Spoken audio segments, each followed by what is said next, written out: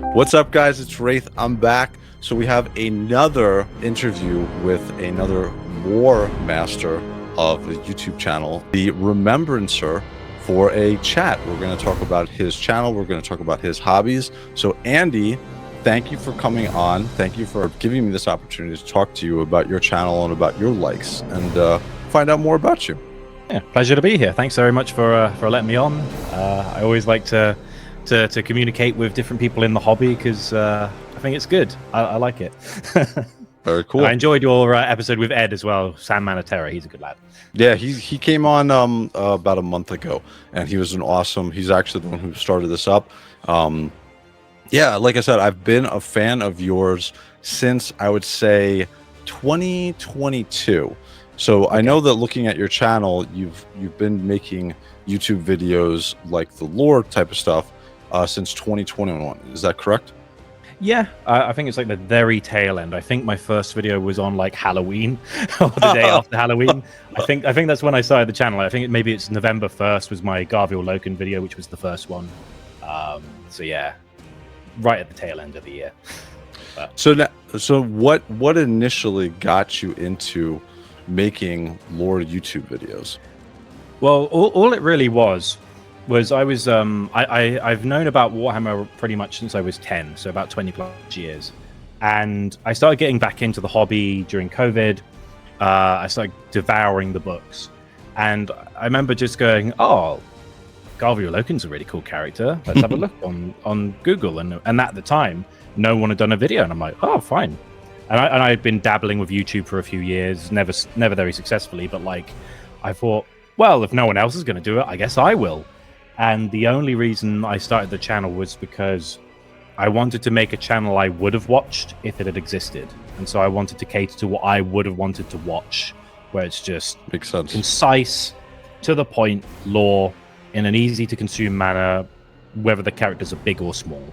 And that was the idea.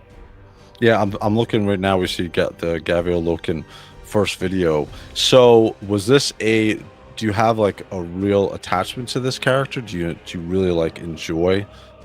Yeah, I mean it's he's the POV character of the Horus Heresy books, correct? Especially at the start. He then kind of disappears for a long time, but he's very much the quintessential Horus Heresy series character because he's the catalyst, but also he's he acts as the kind of he's not a stranger to the setting, but he's very much like what the audience imprints on, because he learns a lot from the iterators, the Remembrancer order, and that's again why I called myself the Remembrancer, because I was like, well, they're the historians in the setting, I'll have that, and it makes sense. And yeah, and again, it was a case of no one had done a video on Loken, so then I started to talk about little characters. You can see like Captain Erlin was in that first few books, and Farif Redloss, and then I started to just experiment, try new videos, try new characters, and the nice thing you can say about Warhammer 40k lore is it's so dense. There's never any shortage of things to talk about. Oh yeah. Dude, that's what. So we see Loken here, and so I'm a huge fan of Garrow, Knight of Bray, and this is actually my favorite Horus Heresy book. And I'm actually looking at the special edition right now. I have it right above my my little setup here. So I see that you have Loken, you have Garrow. So the style of you is to try to get the lore out there, right? To give it to people.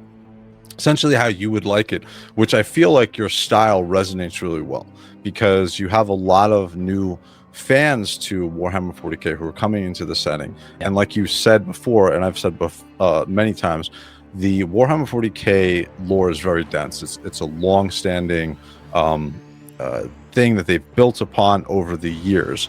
So now, when did you you had your channel, you started out some videos, when did you realize like your channel was really taking off and you were starting to feel momentum with it?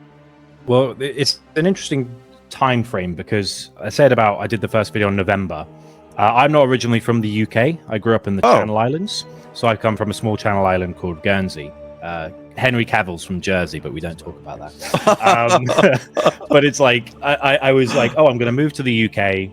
I'm going to move to London and I'm going to try doing stand-up. So I did some stand-up. Oh, cool. And I saved up some money. I quit my job And I was like, oh, I'm just going to do like this video on Garfield Loken. And it got like 1,000 views. And I'm like, Sure. oh, wow, I got like a few hundred subscribers. And I dabbled with YouTube before, and it hadn't been that quickly doing that well that quickly from like one video. And the difficult thing when you do a YouTube channel is when you have very few videos and very little of an archive, someone goes to your channel and they go, right, watch the video, and then they leave. So you have to kind of make a few. I know that. And it was like, well, I have all this spare time now. I'm doing stand-up, which is a nighttime sport. You're doing gigs at like 8 till 12 p.m. I've got my days, so I guess I'll just do these. And then I just started, spending my free time working on the videos. And, started off with just a big video and a small video, and then did a few extra small videos a week. And then I started doing shorts, and then you start making compilation videos, and then you do like... And as I did more and more, I got more confident with like, oh, someone can actually bear with listening to me for more than 10 minutes. I'll do like 20-minute long videos and then an hour-long video. And there's definitely like a point of like, how much do they actually want to like hear this, and how much is like wasting their time? And that's kind of the tightrope I tend to walk on. Because it is a weird thing when you make videos, like, at least from my perspective, I never want to stretch things out or to milk it. There are a lot of people who are like, oh, you got to do a 10-minute long video for it to be successful, because that's when you get your mid-rolls. And I do frustrate some of my viewers because it's like a 2-minute long video, and I'm like, that's all the lore there is. I can't do more than that. That's all they have. I can't sit here and go for a good 20 seconds between yeah. Or make stuff up, which I don't want to do. And it's yes. But at least I found my niche. Correct. One thing that I find really nice between you and Ed, or Sandman Terra's channel, very, very much like each other, is I can go, and I've said this to him in our interview, when I want to know about something like a Joy Toy figure that's coming out for the Warhammer 40k, which we'll touch upon later, I'll go to your guys, I'll go to Sandman, and I'll also go to you, because I know that what you guys are providing is the lore, and you're not adding to it. And also the other thing is you're not just like typing in something and you're getting something from ChatGPT and that's what you're following, right? I like the fact that you guys, first of all, you guys are both English, so you have English accents, so I think that's a prerequisite for a good lore YouTuber is but it's I know that I come to you guys, and I know other fans of your guys information and material, or content rather, is the same way. Like, we come to you and we feel like you're giving us what we need. Yeah, and I know for a fact that some of the other Warhammer like lore YouTubers and podcasts have even sent me a message like, "Oh, thanks for this video you did. I was doing research for an episode we're doing, and I watched your video to get the information," because the wikis are good, and a lot of people are like, "Oh, don't just read the wiki," and it's like, true, but there are definitely like some characters and some factions. You look at the wiki and it's like this much, and you go, hang on, the resources say there's like 4 books. Where's the rest of it? And you kind of have to dig yourself and find it. And yeah, you can't like. I also try like a kind of cinematic approach where it's like you don't see my face, you only hear my voice. It's an in-universe character, and that way it's like. I also I have a kind of monotone way of speaking it in some regards, but it's a decision where I don't want you to be distracted by me.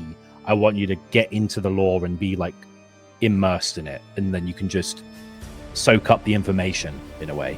Yeah, and I really like your delivery. I like your videos. I like your art style that you use, how you deliver it. One question that I have for you is, do you do all the voices for your characters?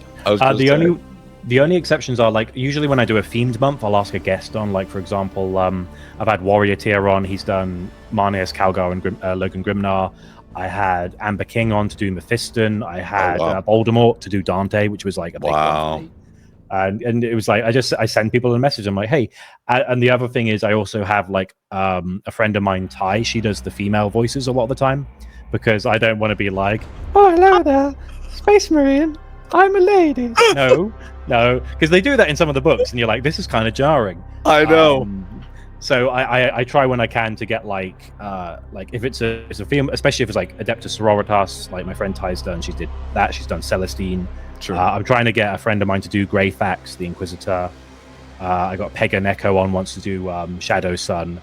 But other than that, like I will occasionally get a guest on, but more often than not, it's like I'll just do it myself. I'll do all the characters. So it seems like the 40K folks, everybody within this community is pretty helpful. Like I said, I reached out to Salman, reached out to you for these type of interviews, and you guys are very responsive. So that's awesome. And have you felt like that same type of response from other people when you've reached out to them? Yeah, I mean, it's not everyone. There are some people that I've interacted who like had a bigger subscriber count than me and they've just like ignored. But I've also had people who have like way bigger channels than me reach out and be like, "Hey, I love your videos." And It goes both ways. Yeah, and there's also like there's new people who get into the hobby and start making videos, and then there's a few of them that I've basically just seen them grow to be even bigger channels than mine, and it's like, oh, it's good we've had interactions. And from my perspective, if everyone's helping each other out, everyone makes better content, which means we all have to up our game, which means that not only are we making better videos, but then the audience is enjoying better content. And it's a testament to how many of us there are, because Warhammer is a weird case where there's like a bajillion lore channels, whereas like Star Wars is like 2. Or Halo is like 3. But there's also so many different flavors of lore that you can enjoy, you know, and that's the beauty of it. That's the one thing about 40K that's very interesting. Again, for me, I just got into Warhammer 40K and the lore in 2020, so I started to like envelop myself into it. And what I realized was it's too much for me because I have a career, job, and a family. Yeah. To, like, know everything. So I was like, what do I really like? Well, I really love the Grey Knights, so that's what I'm going to focus on. And the audio books, the audio dramas, the books themselves, the video games. I know a lot about the Grey Knights perspective from the lore, so whenever I see like a lore video on the Grey Knights from you or Ed or some of the other lore YouTubers I like, I immediately jump on it and I'm devouring it. So it's awesome that 40K is so it's one of the IPs, like it's this hidden gem that was just found during COVID, which is when like all of these lore channels really exploded on the scene, or about that time. I don't want to say totally, but it's about around that time. But like there's so much to it. So that's like, how do you balance what you want to make a video for upcoming compared to stuff that you're a super big fan of? Because I'll be honest with you, like everything on my channel would just be Grey Knights. Yeah, I mean, to be honest, I'm a weird case where like I just power through everything. So like there are some videos I'm more interested than others to make, but I try to, and I also try to do my best of like when I make videos, I schedule, like I already know what next month's videos are going to be and where they're going to be, because I try to space it out so it's not like, that's awesome. Unless it's a themed month, like I did a theme month like Space Wolves, Ultramarines, like there's just so many. I had to be like, let's do a concerted push to get loads of them done. But then otherwise, it's like I'll do one Alpha Legion this month, and then I'll do an Iron Warrior and a Salamander and a blah blah, and I'll try and space them evenly. So if you're not a big fan of, say, the Iron Hands, you can watch a video on the Ultramarines, and if you don't like them, well, guess what? If you like Xenos, there'll be a whole month of Xenos, and then I'll never touch them again because I'll have done everything. I've just finished my last Iron Hands character. Oh, wow. I had to read a 20-year-old book called Iron Hands, funnily enough. And no one knows who the character is. Even the wiki, it's like 3 paragraphs of lore. And I've managed to just like squeeze out a 10-minute video, which is like a longish video for me for like such a small character. Sure. And it's like for that faction of the fan base, like I've always had really good responses from the Iron Hands players, because they're like, someone remembered we exist. And it's like, yes, you do. And then I've given them what I can, and now I'm like, I'm sorry, this is everything. There's nothing left. And so that's also like a thing where, even though I do a lot of stuff, being able to see like, okay, we're nearing the end of this faction. Like I'm doing the Warbands of Chaos. I've done Slanesh. I've done Nurgle. Sinch and Khorne are on the way. One day I'll do all the Space Marines in like one big video, every chapter in one big video, and then I'll be like, right, come on, guys, who else is going to try and match that? Come on, you going to talk about the Sons of Antaeus? Do you know anything about them? No, okay, just me then. And that's my niche, and that's what I've done. And so there is an element of like, because I get great satisfaction making like a very what would the word be? Very complete archive of different parts of the setting. That's what drives me in a way. That's awesome. So that's kind of goes to my next question for you. So how has your creative process changed from when you first started to what you're now? Because obviously it's evolved, right? So you're talking about a little bit about how you're planning these out. Was it that way? Were you that organized in the beginning? Yeah, but Wow. the trouble is I'm quite like good at organization. Like the guys that on Law Crimes, the podcast I'm on, they make jokes that like I'm a Mechanicus tech adept. So it's just like he's just there, and he's just like irrelevant error, like putting all the pieces together and like weaving all the like doing all the networking, SEO, and all that. But it's that case of like when I started, it was like one video that's small and one video that's quite large each week, and then that became 2 small videos. Then I started to do shorts, and then I was like, well, this chapter's too small to do a video on, but I got to do a short about it. And then you get all the Dark Angel successes, for example, and you go, well, I could stick them all in a video, and that's a big video. And there's like culmination. Like today I just put out like a 5.5 hour long video on the Adeptus Terra, which is like most of the factions people don't care about. Like, do you want to know about the bureaucrats? Not really, but like after a year of slowly just, I was gonna say that video was like 5 hours long. I was like, that is literally like, if I ever need to know, I'm just gonna go to that video and I'll just watch the whole thing, or as I'm doing a long drive.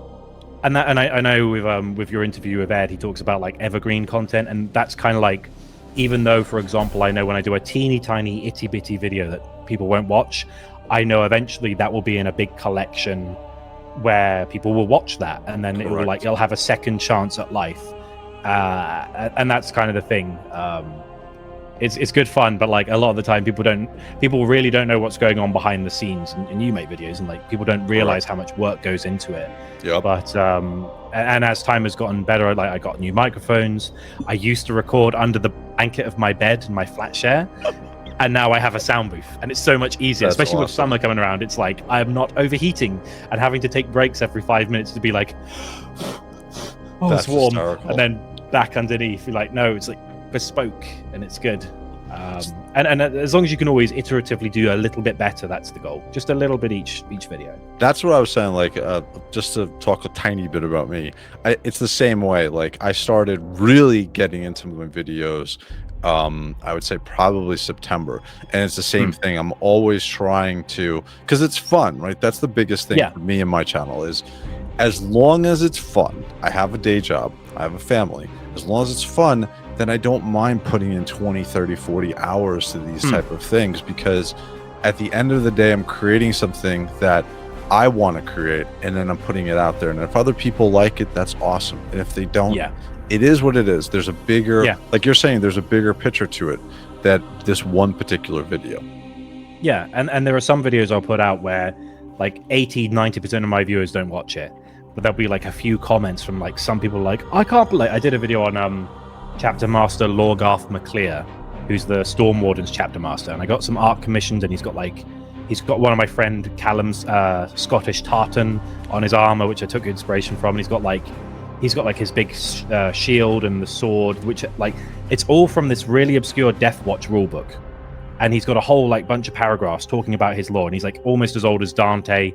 He's a really cool character, and he's basically Scottish, and I'm like, I'm just going to do a video about him. And like all the Storm Wardens fans came, I was like, "You did what? Oh, this is awesome! Thanks, man!" Like, yeah, and that's what it's about, you know.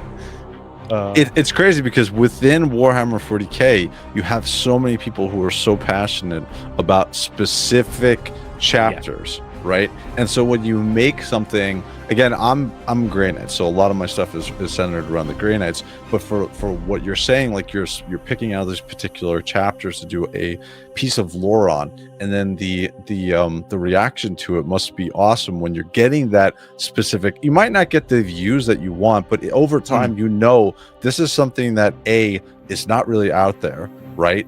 And B, there are fans to it, so they're going to eventually realize that one day they're searching on YouTube, they're like, you know what, let me just try and see if there's something out there, and then they're going to come onto it.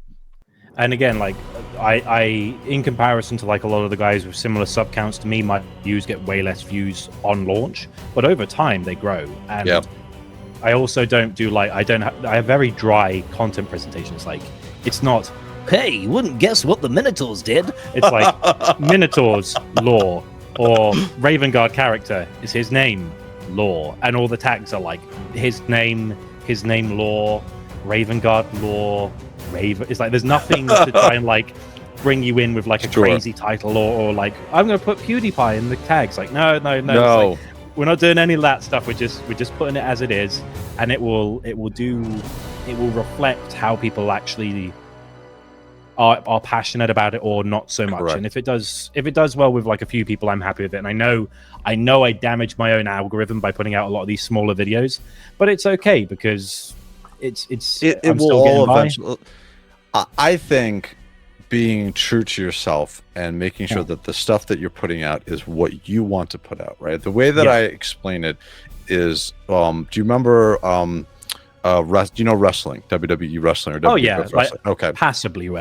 Okay. I know. What winds up happening is, for instance, the easiest one to compare this to is The Rock. Okay. When The Rock first started, he really wasn't his personality showing in that character. When he was able to actually show himself and present what he really is or comes naturally to him, that's what eventually like people latched onto. And it's the same thing with your channel, with Edge Sandman of Terror's channel. It's that same thing. We know it's what you guys enjoy. It's what you have a passion for. And so granted, it might not be something that is going to blow up or you're going to have like a crazy flashy thumbnail or a crazy flashy title, or just, you know what I mean? Like it's stuff that's it's stuff that you want to put out, and it's eventually going to pull in those people because it's you. And again, it's also that whole different flavors of like Ed does like a lot of cutting edge new stuff. He's like his thing is he's very good at like, here's some new stuff that I found out or has just been released, whereas like if I do a video on say Dante and it's like half an hour long, my co-host on Law Crimes, Hal, he does a video on Dante. It's 3 hours long, but it's like, while his is like every rock is unturned, everything is laid bare. Mine is more like, here is the most important bits and a little bit of stuff to get you interested in like delving. Because also there's like a thing with law guys. If we tell you everything, there's no incentive for you to read the books, and we want you to go check out the source material. Correct. And it's good fun, but there's so many different ways of presenting it that even if you're like, oh, I like the Blood Angels, and you watch one of my videos on the Blood Angels, you watch Arthur Bones, it's a completely different experience on the same topic, and that's why you can watch so many of them, and that's the fun of it. When I was really getting into Grey Knights, that's the thing. Like I did that dive on YouTube for everybody, and I could watch. It wasn't a carbon copy. Like you guys did not have the exact same video across. I could take a piece of their information from here, and that led me to the audiobooks. Right, I loved Mortarian's Tears. Mortarian's Hearts, rather, is my favorite audiobook. I love that audiobook. I know that a lot of people have very strong feelings towards Kaldor Dragor, but like I think he's awesome. Okay, and that book, or that audiobook, or audio drama rather, really fleshed it out. And then that led me into that search for more of the books, where I actually read the books, where I read The Emperor's Gift, which is my all-time favorite Warhammer 40k book, right? I'm looking at the special edition now, right next to my Garo Knight of Grey books. Like that is my favorite book. So, and then I have a strong dislike for the Space Wolves, obviously, because of that. Well, I was gonna say, like with that book in specific, it's like there's also so much novelty book to book. Like you read that book, it's like that's a young Logan Grimnar. What? Yes. Oh, he's not a chapter master yet, and you go, oh, and then you go, oh, I'll look into Logan Grimnar. It's like, he fought alongside Lord Solar Macarius in the Macarian Wars. That's interesting. And then you look into that, and then you go, oh, his connection to Lord Solar Leontus, who emulates Macarius. And then you find out about Gilliman, and then you find out about Mortarian Gilliman, and then you go to look in Mortarian, and then it goes, oh, look, Chaos Gate, Kaldor Drago's back, and he's going to stomp on Mortarian again at the end. It all goes full circle. And like, even this book I delved into this week, which was like a 20-year-old Iron Hands book, like no one will care, so slight spoilers, but like the thing is, it's an Iron Father. He goes to all these planets during the 13th Black Crusade, and it's hinted they might be heading to the burial place of Ferrus Manus, called the Tomb of the Ironclad. And I was like, wow, okay, this could be really interesting. And then it just turns out it's full of Titans. You know, okay. And I was really like, are they gonna Wait a like second. tease bringing back Ferrus Manus? And they didn't, which was a shame. But I was like, oh well, an effort was made. And Sure. there's so many times where you see these little threads and these little callbacks and character. It's like people talk about like the Marvel movies and how they overlap with like different characters. Like, oh, you haven't read a Warhammer book, have you? No. Like, there's so many threads. I think that one of the things, especially for Americans with Star Wars, right? It's the easiest thing compared to Warhammer 40K. The books that came out after the original trilogy, like they're held in very high regard because of the Thrawn trilogy and so on. Yep. And then what wound up happening, like that was it. We had some comics, and that was it for the lore. When you compare it to like what Warhammer 40K has, it's insane. It's just so encompassing, and that's why, like I said, when I originally first found out about it, I came from the mindset of, oh, well, I'll just read blah blah, and I'll get a no. You can't do that. Like, you need to be honest with you. One of the reasons why you guys as lore YouTubers are doing so well, and you're always going to do well, is because there's so much content. Yeah. Like, we need somebody. You're a knife. You're a hot knife cutting through the layer of that fat for 40K to get to what we really want. And there's so many, like, again, I can't oversell how fun the novelty is. Like, I did a video on Hager the Mountain, who's like the only canonical fat space marine, and it's like he has a mutation where he's got like a beer gut and he has special armor. I didn't know that. That's belly, hysterical. and he throws a thunderhammer like Mjolnir, but it doesn't come back, so he just has to run after it. It's like, that's a fun character. What chapter is he? Oh, he's Space Wolves. He's a Space Wolf. Oh my so he God. Like, I got some art made where he's got like big belly. He's got gravy stains on his ceramite, which he does in the books. And he's just like, I'm going to give you a good thrashing. Ha ha ha. I'm Hagar the Mountain. Like, I'm getting a video done on him. He's awesome. And then there's other characters, like, especially with old Warhammer, there's like Rathan the Ready from the Blood Angels. He has a twin brother who is corrupted by Siege and then seems to be Sanguinius reborn. And there's a civil war within the Blood Angels. And it's like, no one talks about that. It's like, before Devastation of Baal, they're killing each other. Yeah. They're like, he's our reborn Primarch. He's like, no, he's not. And Mephiston is involved, and he like mentors Rathan as like his protege, even though he's not a psyker. And there's all these interesting stories that like you can delve into. Like, even here's a good example. Have you ever heard about this character, Shira Calpurnia? No. Adeptus Arbite's book. Look how thick this book is. Holy crap, dude! That's like no one knows who this character is. Yeah. And there should be like 30 books out of her. Well, that's a free book compilation omnibus. So it's like, wow. I will do a video one day, and there's so many of those characters, as well as the Primarchs, which everyone loves. But it's like, that's crazy. No matter how obscure the stuff is you like, there's always something cool to uncover. So how do you balance the shorts versus the long form, or do you just create a long form video and then chop it up into a short depending on how it works? So what I do is I will, so my schedule is I do 2 small videos, 1 long video, and I'll do like shorts between, so I'll do like a video a day. Sure. Plus I'll recycle like a 1-minute snippet of an existing video as a short, because you can do that through the YouTube thing, and that just gives people like a little, oh, what's this, and then they can watch the whole thing. But for me, it's the case of, I have so many like notebooks. Like, I have a notebook, and it'll be like here's all these warbands I still got to do. And it'll be like, oh, characters. You want to talk about, like, here's all these Raven Guard characters, and then I'll go, okay, how short is the? And if it's short, I'll be like, that's a short I have to do one day, and I'll go, okay, what's the calendar look like? Ooh, that's so awesome, dude. You're so organized. That's so awesome. Yeah, it's scary to a lot of people. That's awesome. Even I think it was like Rob and Louise I met up with at a convention yesterday in London, and they're like, "Oh, what are you doing?" I'm like, "Oh, I'm saying hello to people in the premiere," and they're like, "Oh, you got a video out today?" I'm like, "Yeah, and tomorrow." I'm like, "How many videos have you done this week?" I'm like, 7. And they were like, "I do one a week," and I'm like, "Yeah, I have a problem. I just have so much to talk about." That's awesome. So that kind of goes into, so you kind of touched on this before, or you did some stand-up comedy, Is that correct? Mm-hmm. So now Yes. because you seem very articulate, you seem very comfortable.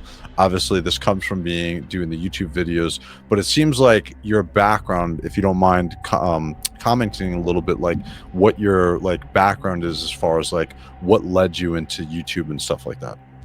Well, the thing was, I remember when I was as young as like 14, I remember we got a family computer, and I remember making little where really far back with like the birth of YouTube before people were getting paid. Yes. There was like a spate of music videos, like A&V music videos. So I remember just like using Windows Movie Maker with like one audio, one video track, and just being like, I'm going to get Kill Switch Engage, and I'm going to put some Metal Gear Solid footage on. I'm going to do a music video. And then like, I tried a gaming channel, and I did like unboxings, reviews, retrospectives, let's plays. I've done it. I've been like tinkering away at YouTube for like 10 plus years, but this was the first one where I was like, ooh. And the thing is, like, for the most part, a lot of channels that get successful, people don't realize there's like a backlog of like, I didn't do, like, this was a failure, this didn't do well. Sure. But you keep getting better, and like, I know I'm very quick at editing. Like, I know all the shortcuts, and I'll be like, trim, move, And so people watch me and they're like, how did you get so fast at editing? It's like, because I've been doing this for like 10 years. Correct. And then eventually you go, oh, wait, I can do Control T and it chops the thing. Oh my God, dude. It's crazy. Oh, and then if I go Control Shift Delete, it deletes and it shunts it to the left. Oh, that's handy. And you slowly learn things and you get better, and it just takes time. Like, so this kind of goes into my next question is what is your advice for creators who want to create lore content? Well, specifically with lore, you have to find your niche within a niche. So like, as an example, my friend Halloway mentioned before, he does a video a month. It's like the most comprehensive 3, 4, sometimes 5 hour long video on like the Lion or Dante or whatever. The caveat with that is he can never talk about like teeny tiny characters. There's just not enough. Sure. Where you think of someone like my friend, again, like if I say my friend Eli, who's Deadlifts for the God, this guy, Deadlifts for the Dark Gods, he does daily shorts, and he also does some like, he's also very good at like Xenos lore. Sure. And he's found that like if he does daily videos on shorts, that's his thing. Sure. You look at Colin, he does comedic, not just Warhammer lore now, but he does Halo and other stuff.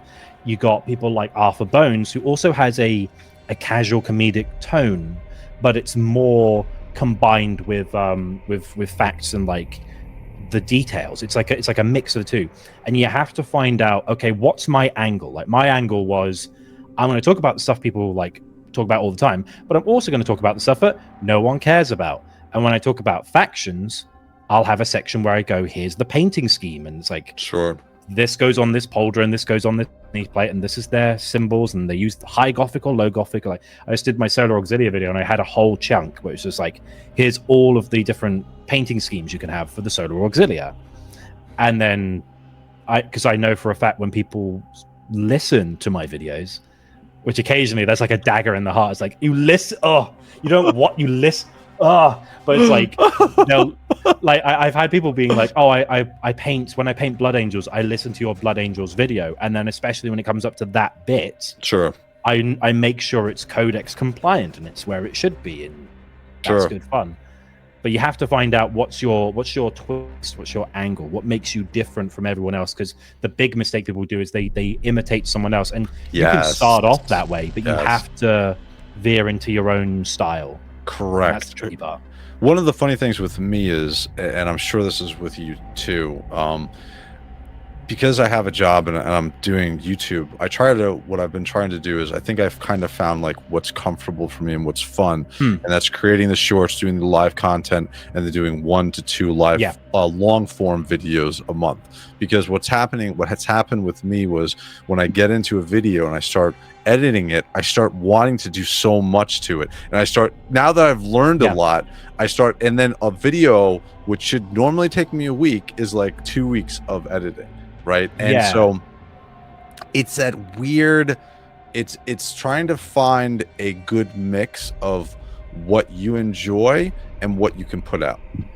And also, in that vein, it's like you have to like, for example, like Hal, when he does a big video, he'll put like SFX and sparks and all sorts of stuff. Like, and when I started, there was a bit more of that, and then I realized like, oh, I need to make a balance between like output and quality. Yes. Because you can always put like 40 hours into a 10-minute video, or you could make 4 videos in that same amount of time. Exactly. And depending on the topic, the one you spend, like there's a joke with like Colin, he did a video on old Warhammer art went so it was so good, and he's like, the video I spend the least amount of time on does the best, and the one that I pour like 100 hours in tanks, and that's and everyone's like, I know that's the thing that happens. I know, it's annoying when that happens, but we are not the arbitrators of what people will watch and how they will watch it.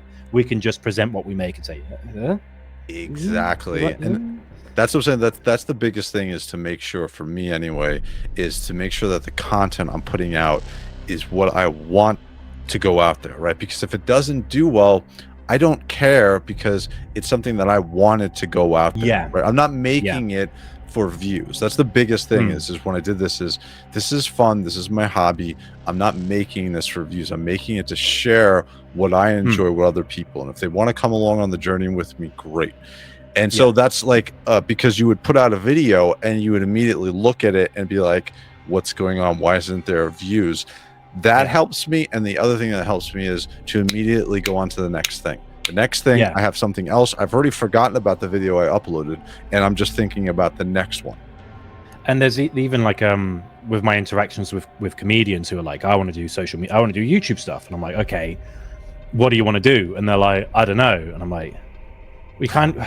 You're putting the cart before the horse. And there's a lot of guys who are like, I want to make a living off YouTube, or I want to get this many subscribers. And it's like, what can I do? And I'm like, well, honestly, if you're asking me that, you're in the wrong headspace. You might as well be coming to you and asking you to win the lottery, to be honest with you. Yeah, exactly. And there's a lot of these, like, and I think it's these days, a lot of kids growing up are saying, they're like, oh, what do you want to be when you grow up? And it's like, I want to be a YouTuber. It's the most popular thing.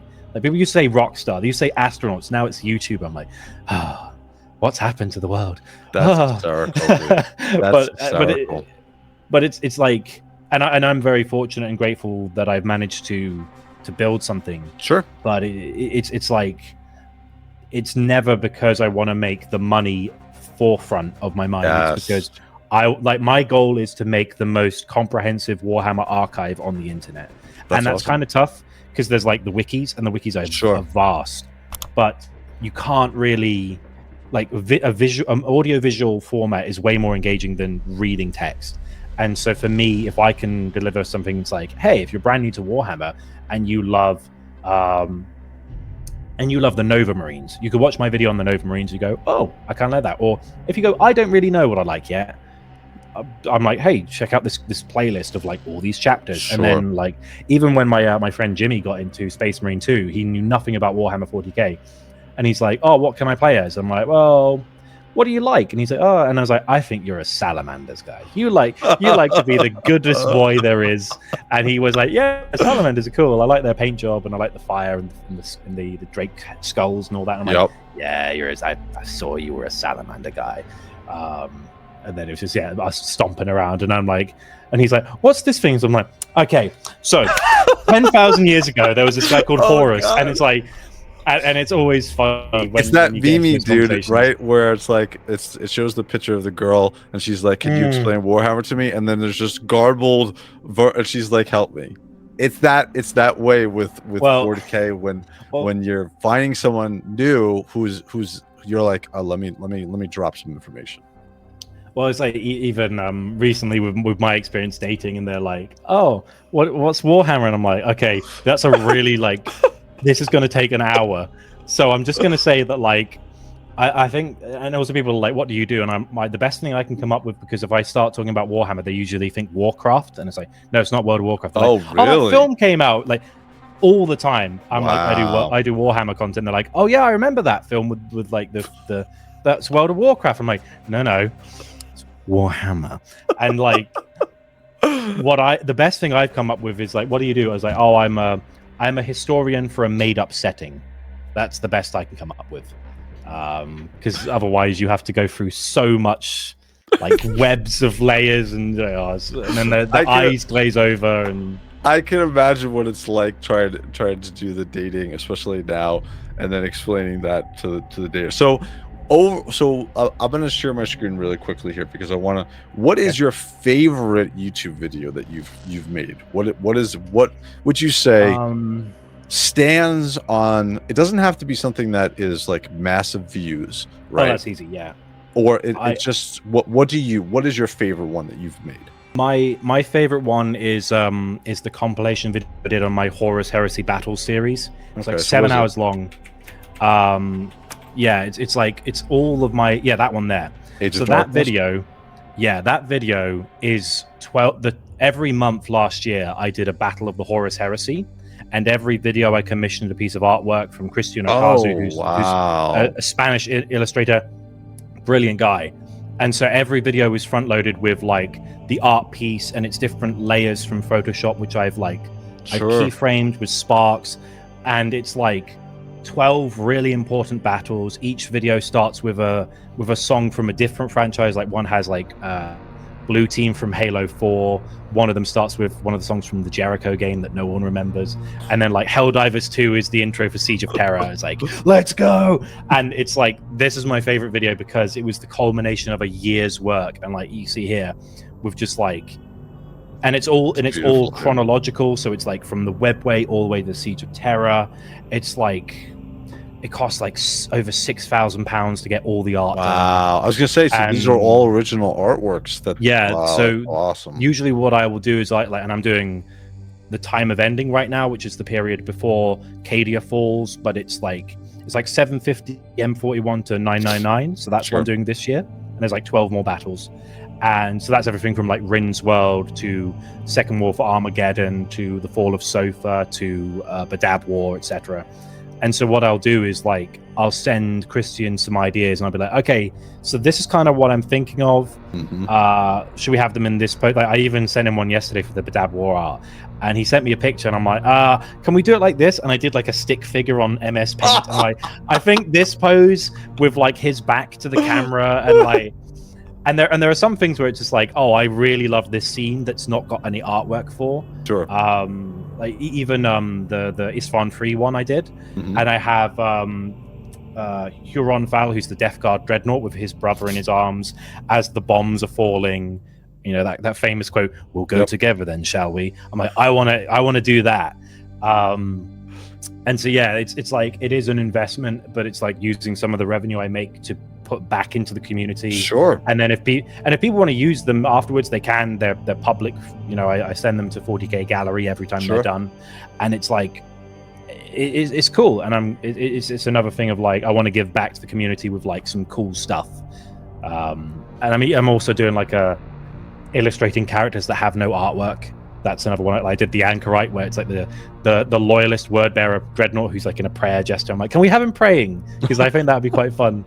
And yeah, it's good fun. But this is easily my favorite video. That dude. So this is the type. This is easily like you talking about this. I can see your enjoyment of it and your like what you're putting into this and be able to put it out. That's why these are the type of things that I think when a little bit what you were talking about before, when somebody comes to you and is like, hey, I want to do a YouTube channel. I want to make like, it's hard because like I'm older, so I've had a career and I've done, so I know like there's a process to getting to the point where at the end where you're successful, right? Where you've been, but when you look back at that, it's the journey getting to that, which is an enjoyment. And that's what the YouTube thing is, really. It's hard to say, I want to have a successful YouTube channel, period. I don't care what it is. I just want to have a successful YouTube channel. That's essentially going to the buying a lottery ticket and saying, I want to win the lottery, because you have to have something that you're passionate and you're interested about. And then because it makes it easy. This is the type of thing where it's a half-naked girl, but this is the type of thing where it's your enjoyment and your passion comes through. So it's easy for you to make content for it. It's not I hear content creators talk about it's hard to come up with content every day. No, it's if you're enjoying what you're doing, right? I have an overfill in my brain of stuff that I want to create. Yeah. And so like I have to like take it easy because I don't want to throw too much out there so that people are like, please stop, right? Because but yeah, and the thing is that there is definitely like that spectrum of I want to be successful, especially for a lot of people. It's like I want to be successful because then if I'm successful, I can spend more time doing YouTube stuff. Like with me, I'm full-time YouTube. Like this is all I do. That's awesome. And to be fair, it's like 100-hour work weeks for me because I'm I can imagine, dude. I'm that into it. But it's that whole thing of like, if you're successful, you can spend more time on the thing. If you get more money from the thing, you can put more investment into the thing. So that's like better microphones, commissioning art, even paying editors to help. Like I know a lot of guys who are doing Warhammer stuff at the moment and are successful are like, oh, I'm going to do a second channel. There's a lot of people talking about second channels. Like Arthur's got his horror channel. Colin's thinking of doing a second channel. Hal's thinking of doing a second channel. Like lots of people are trying like different things and diversifying. And as long as the audience can see that you're really passionate about it, you can't replicate that. And that's like the thing with like the comedians I know is like you got to come back to me when you have like an idea, like come up with a cool idea, and then I'll care about it. And then if I care about it, other people will care about it. It's not like I say it's not that difficult, but it's more like it's difficult to make it like function if it's a career. But if you want to just do it, like my biggest advice whenever like generally people like watch advice of YouTube, I'm like, just get on with it. Make videos. Make bad videos. Make rubbish videos, and no one will watch them. You'll get better at editing, and you'll get better at recording, and you'll go, oh, I did that video, and my microphone wasn't plugged in, and I wasted like half an hour of my life. Oh, well. And then you go back to it, and you're like, well, I better make sure I've turned it on this time. And you learn things, and that's the beauty of it. I did streaming for like a year or two before, because I knew I'm like, I just have to get comfortable with what I'm doing, right? Yeah. So I figured I just have to get comfortable with this, and I'm I'm just gonna do it every time I jump on a video game, anytime I'm playing World of Warcraft, which I played for 20 years. Look, I just have to do it, and because I did a lot of competitive arena with 2v2, I'm used to talking to my teammate, and we're relaying information back and forth to each other. So I'm telling him what I'm doing, and he's telling me what he's doing. So when I started doing YouTube, or I started streaming games, it's very easy for me because that's the same type of thing that I would normally do. It's a normal reaction. It's the same thing for people. People come to me and they're like, what's your advice for YouTube? And I'm just like, just do it. Like the hardest part is actually starting it. Like that's making videos. Once you're in it, that's not hard. It's actually doing it and making the choice of being like, hey, I'm gonna do this. That's the hardest part. And it's like I know there's that kind of that meme of you got to spend 10,000 hours in anything to master it, which maybe not. But I've done over 500 videos now, not including shorts and compilations. Like I look at my old videos, like my Garfield Loken video, and my recording is a bit more stunted, and my phrasing's not of course. But it's like you're going to get better after 500 videos. So just get on with it. Get on with it. Make stuff, and you'll get better. That's what I'm saying. So what originally brought you to Warhammer 40K? Because again, I've touched on this with Ed. I'm a bit jealous of you guys in the UK, where you guys were like, for instance, like I was He-Man, G.I. Joe, and stuff like that. It feels like you guys were like, here's Warhammer 40K when you're 10 years old. To be fair, I watched a lot of stuff that I inherited from my older siblings. So like I remember watching what was like He-Man was one of them. Captain Bucky O'Hare, Danger Mouse. I remember all sorts of shows, all sorts of stuff. My dad read the Lord of the Rings books when he was younger.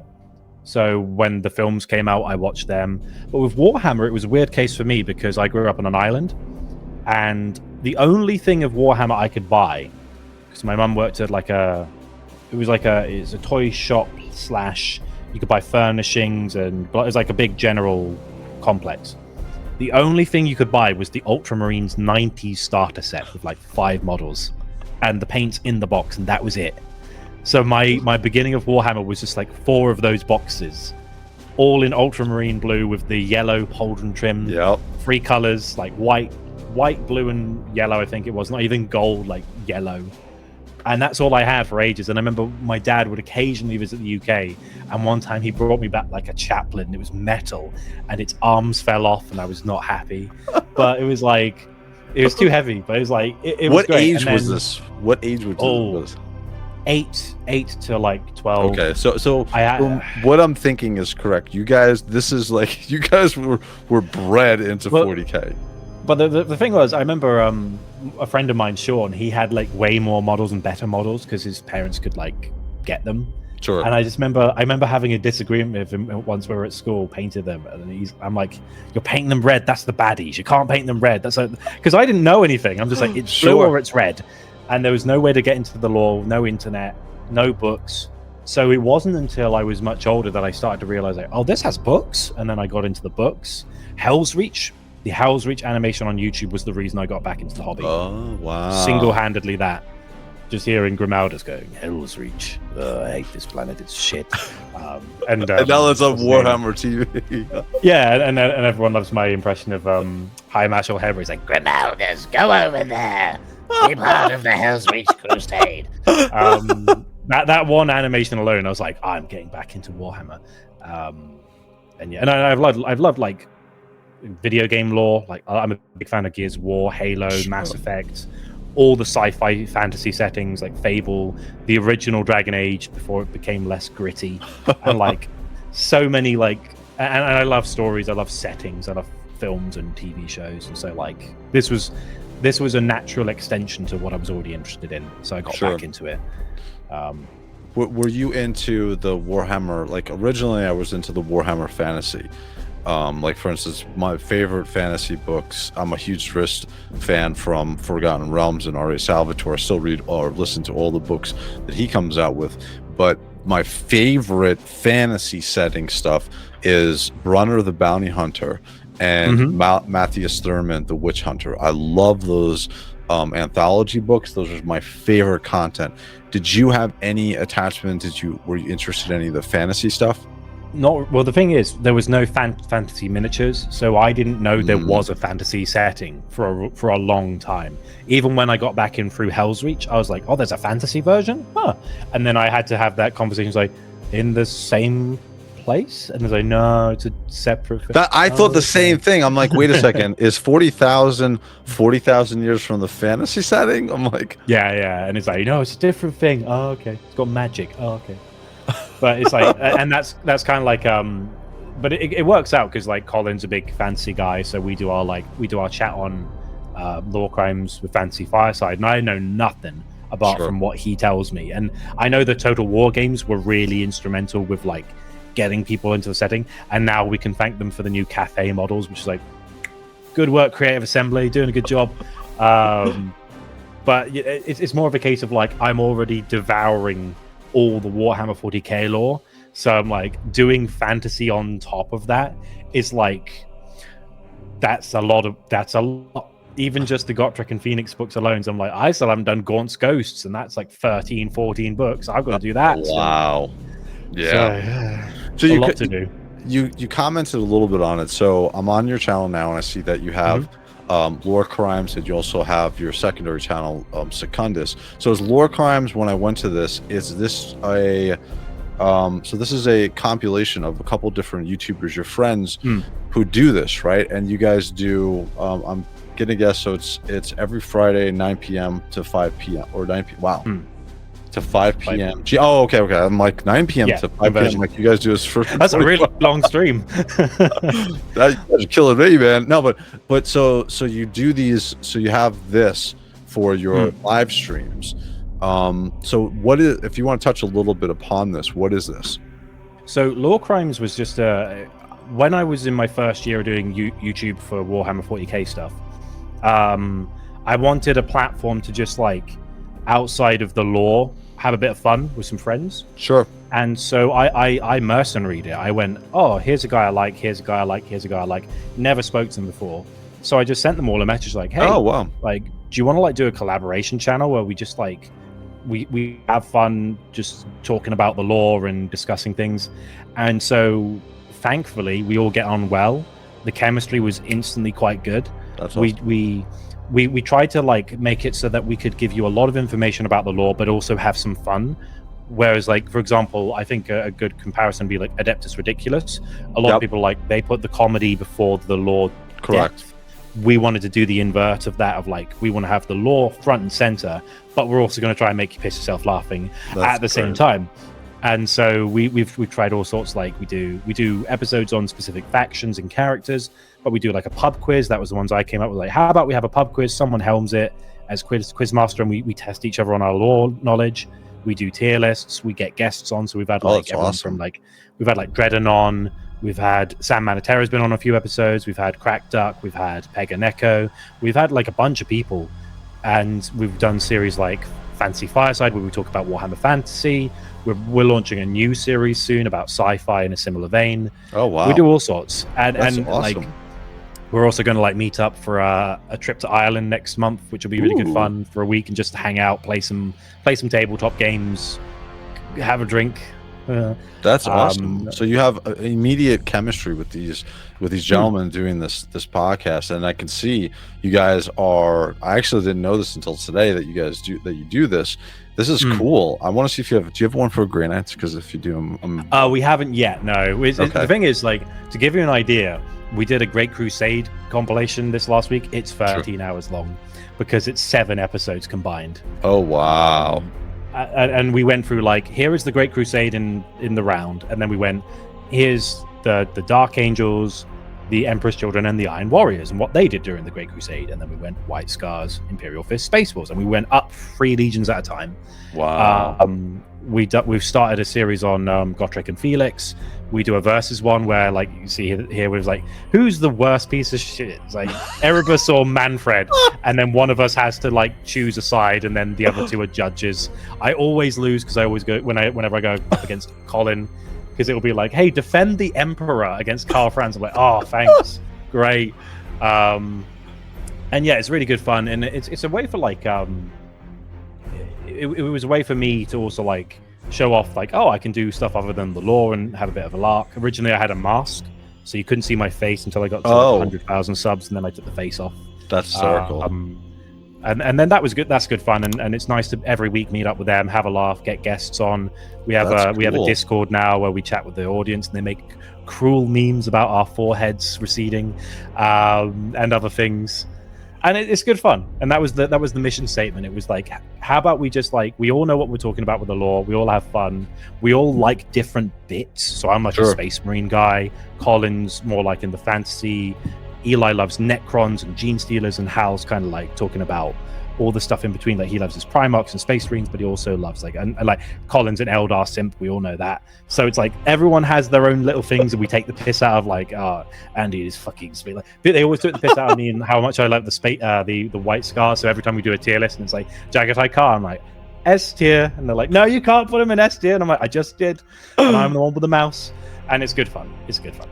That's awesome. So it seems like you have a good, because I was going to actually ask you a question, because I don't see on your channel you do the lives, but obviously you do, because this is where your live stuff is. So for instance, with interaction with your fans and stuff like that, we can go just to the lore crimes and we can hear your interaction with other YouTubers also. That's actually an awesome idea, and you guys are super successful at this. This is awesome. Yeah. I mean, we don't really worry too much about the growth of the channel. For us, it's just like, we just want to have fun. That's the foremost thing. So we'll do like a live stream, and then when we finish the live stream, I'll unlist the video, re-edit it for 4 hours, and then like the next day it goes up and it's got like a cold open with like a fun moment. Like, I think the most recent episode about Emperor's Children, it's me like, oh, what if Slanesh sent you an envelope with an invitation to join Marathi in a bubble bath, and like Colin smashed his hand into the desk, and it's like, yeah, it's good fun. And yeah, it's great, and it's I'm really thankful that, you know, we're doing it like 3 years now. I think we're on season 3, and it's great, and the guys are all great, and it's good fun. Cool. And then we have your other channel, Secundus. So do you want to explain a little bit here? So this is just my fun, let's try stuff that's not to do with either of the two. So there's all sorts of weird miscellaneous content on it. There's everything from like I did a Metallica cover about the Mechanicus. I have a podcast called Fixing 40K where I dress as Bob the Builder and talk to a guest about a faction that could do better. I'll do videos of like when I do a stream on the main channel where I'm gaming, I'll usually like I'll put them all together and put it on the second channel, so it's not taking. I never want to put anything on the main channel that takes away from the immersive quality of like the lore. But I'll put it on the second channel. There's like a video there where I went to a VR game of Space Marine 2 thing. There's like a video about, I'll put like memes on the shorts. And I'll also do like live streams on the second channel, but it'll be like non 40k games. Like I did an XCOM 2 playthrough, which is only 2 episodes long because everyone died, and it was each of the characters was a Warhammer content creator I know, so I made them into a character. That's hysterical. And that was good fun. I'm like, oh look, it's me, like hitting every target, and then Eli misses, and I'm like, it happens to the best of us. And then I killed the Jugs podcast by apps. They were the first to die, and it was sad. But yeah, it's again a bit of fun. Very cool. So I'm gonna ask you the question, which is it's not a loaded question, but it's a fun question. Okay. What is your favorite chapter or faction within Warhammer 40k? And I asked this to Sandman, and so I'm going to ask you the same way. You can name 3, right? What's your top? And it doesn't have to be, again, it doesn't have to be a chapter. It can be like if you're a Xenos fan, like for instance the Nids or the Tau, etc. So what is your top 3 that you're passionate about? So favorite Legion is the White Scars. I love them. Cool. I love them. I will never forgive Games Workshop for not putting Corsaro Khan on a bike. Like, his miniatures on foot, what are they doing? Missed opportunity. It keeps me awake at night. I love how free-spirited they are. I love their aesthetic. I love the characters in the books. And Jagatai Khan's my favorite Primarch. He's a badass. Favorite chapter? Yeah, he's got the best burns. Favorite chapter is the Mentor Legion. Quote, the Mentors. Because I like the idea of a Space Marine chapter where they don't fight as a squad or even a chapter. They dispatch a Space Marine to like the guard or other chapters to like teach them how to be better Space Marines or soldiers or reinforce weak points. And their whole thing is like, we learn, we accrue information. No one knows where we're located. We're kind of shifty sometimes, but it's fine. A lot of people are like, are they an Alpha Legion successor? I'm like, nah, they are a Ultramarine successor, probably. There's a really good book where it's them and the Emperor's Spears, and they're like they've like inherited the heraldry from like a defunct Space Marine chapter that became chaotic. Sure. And they're like from the first edition as well. Like it used to be in the tabletop. You could have one mentor in your army. They're really cool. And they had like an owl as their original logo, but not anymore. And you used to have one in your army that you could have as a bespoke unit, and you'd put them in a squad, and it's like you get a buff because they are a mentor. And I really like them. I've never heard of them, dude.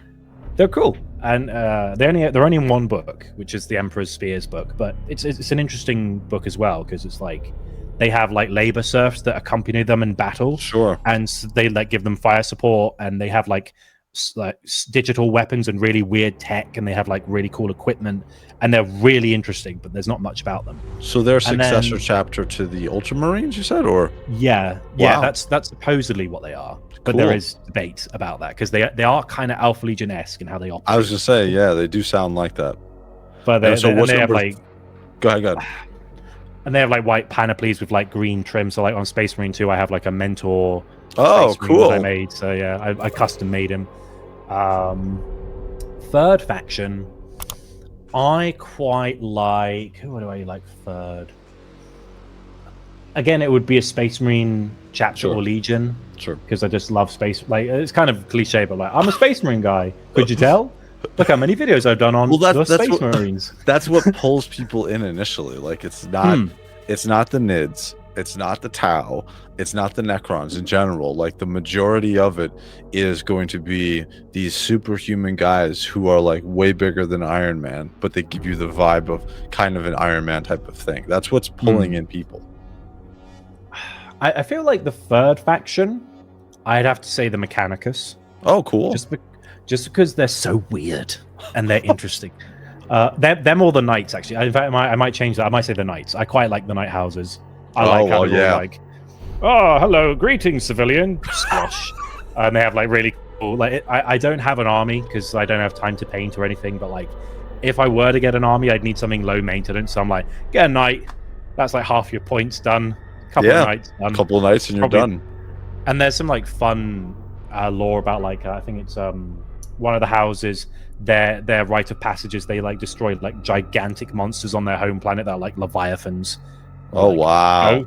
They're called like the god slayers or god eaters, and it's like, yeah, that's pretty cool. That's awesome. Yeah, probably knights. Yeah. So the knights, I didn't know. I know obviously, like I said, I'm pretty new to Warhammer 40K, so I didn't know a ton about it. So I watched the video on Warhammer TV. I forgot what the name. It just came out recently. Do you remember what it was? An animated show. It came out. Is it the one about is it Freeblade? I don't think I've seen it. Is it about Freeblade? I believe so. It's on a planet, and the Imperial Knights or the Knights are fighting the Chaos Knights, and it turns out, spoiler alert, it turns out it's her dad or something like that, the king. And it was just this. It's actually pretty cool, but that's where like you get the sense of like you see again from my perspective, you're seeing Horus Heresy, you're seeing that video that they put out a couple of years ago, where you see just these massive dudes shooting at each other, these huge robots, titans. That's what I'm saying. Like and you get like I said in that video that was on Warhammer TV, you get a little bit more of the mix, and you kind of understand what's going on to it. So my next question is, you touched a little bit upon your answer. Do you play competitive Warhammer tabletop? No, because as I'm a bit of a bad Warhammer person in this regard. Like I was at a convention yesterday, which was all about miniatures and not just Warhammer. And I was hanging out with Rob, who's the honest wargamer. He puts on like tournaments. Sure. And I'm like, I played Kill Team once. There's a video on my second channel where I played. It's like popping my Kill Team cherry. But like the thing about me is, it's like I have miniatures. I don't have many, but I have a few. I'm more of like, I would paint a display model rather than paint an army and play. I have respect for people who play the game. I just never had a chance to get into it.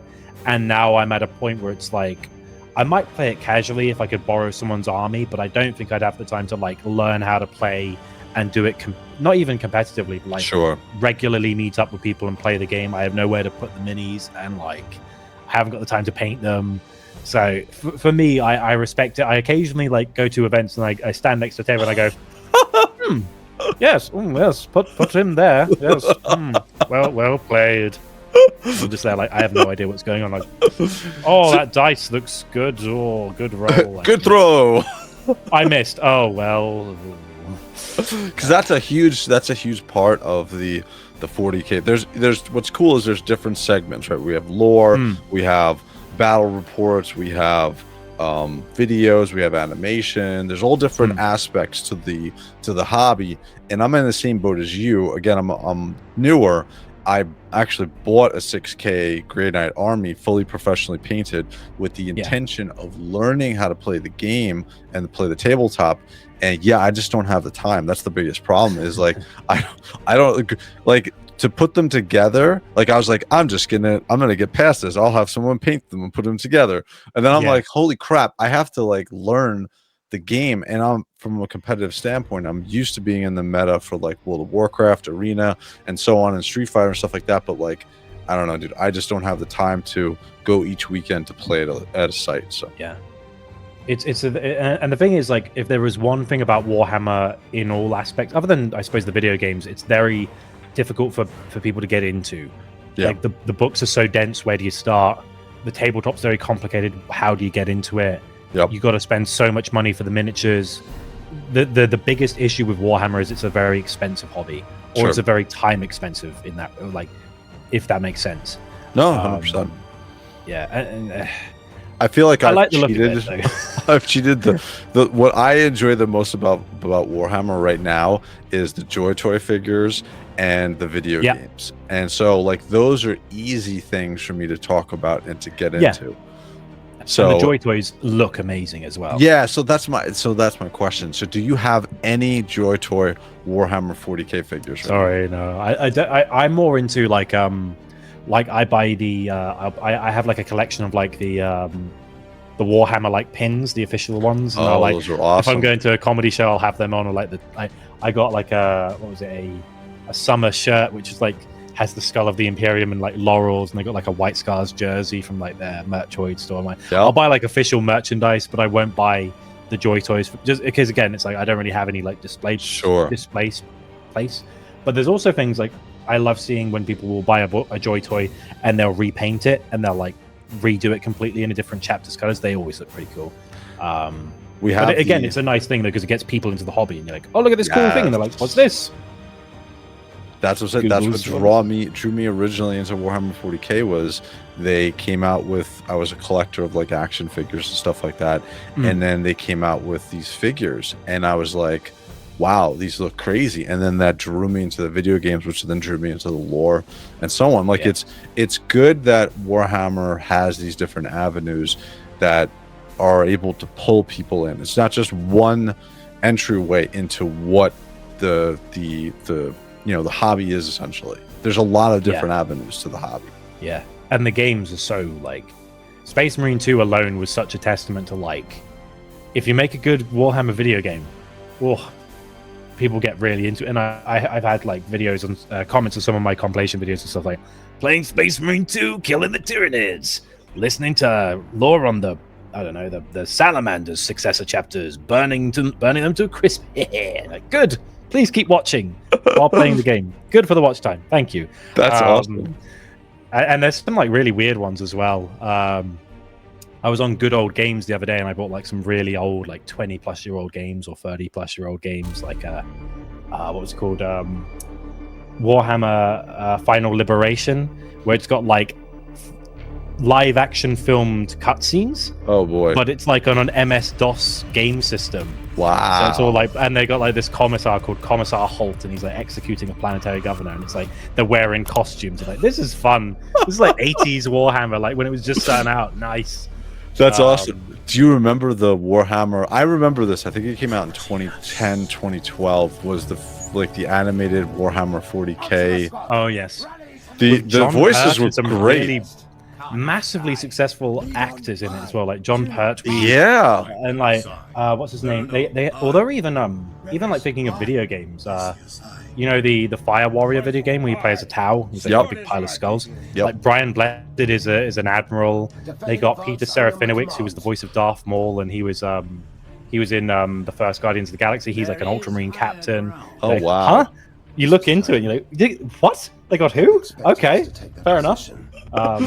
The guy who was in Star Wars, who was Chancellor Valorum, the first episode 1. Yep. Who's like Palpatine's. He's the captain. The guy in the blue. Yeah. Yep.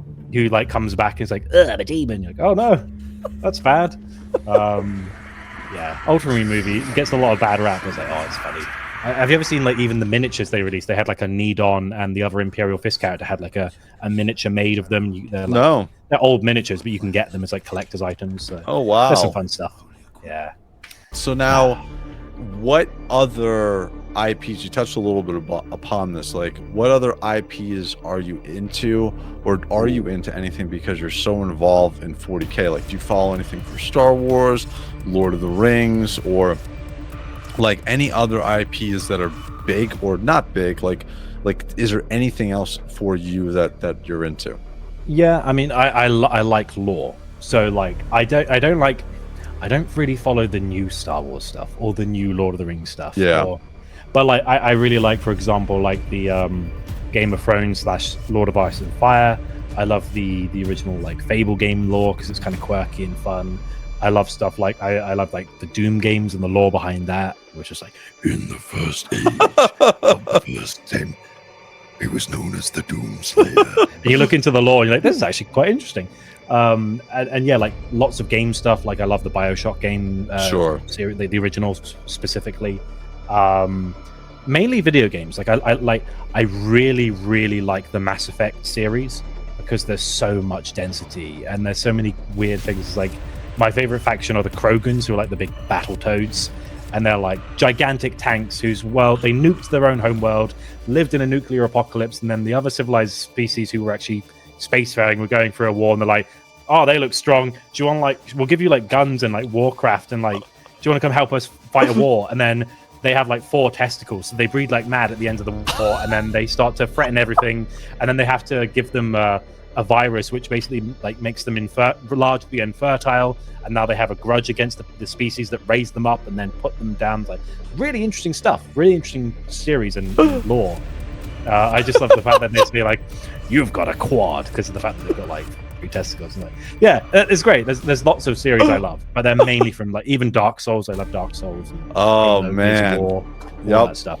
That the lore in that game does not make like I played Dark Souls 1, 2, 3, played Demon Souls where I beat them all, played Elden Ring. It's so funny because Elden Ring is the easiest game out of all of them because you can run away from anything. Like you can, there's never a time. In the other games, you're kind of forced to just deal with it and then you're gonna die. Yeah.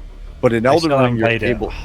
Oh, you haven't played Elden Ring? I haven't played I haven't played Bloodborne or Elden Ring yet, but I've played all the Dark Souls games. I played Demon Souls.